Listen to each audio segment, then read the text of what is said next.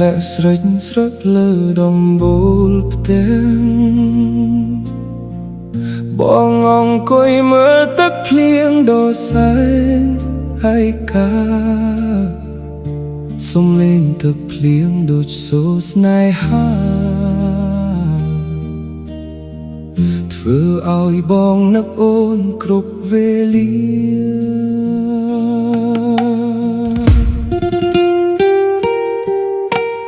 មេឃខ្មៅស្រអាប់ភ្លៀងធ្លាក់តក់តក់បេះដូងបងសោកសៅព្រោះនឹកអូនណាស់កន្លែងដែលយើងធ្លាប់អង្គុយជិតគ្នា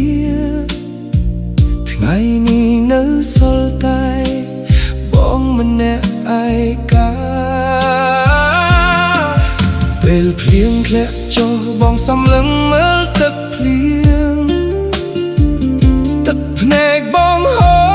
រដោយគ្មានអ្នកជួបគ្រប់អនុស្សាវរីយ៍បងនៅតែចាំចង់ភ្លេចក៏ភ្លេចមិនបា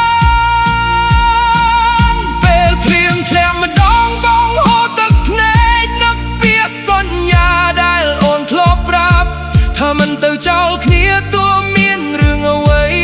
ក៏ដោយតែពេលនេះបាត់អូនទៅណាហើយដោយគ្មានដំណឹង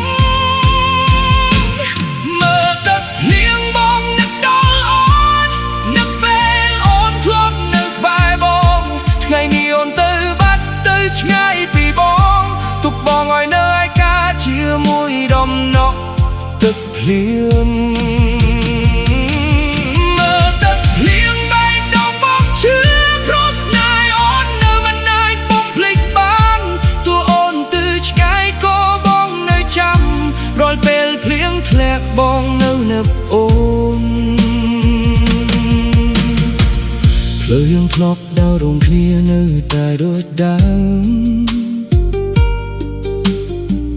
អ្នកដែលបងស្រឡាញ់បាត់ទៅណាហើយដើមឈើដែលយើងធ្លាប់ឈប់ភ្លៀងនៅរងចាំងទីនេះ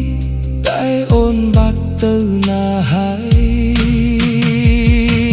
ភ្លាមពេលមេភ្លៀងដូចជាសំឡេងដូចបេះដូងបងកំពុងហៅអូន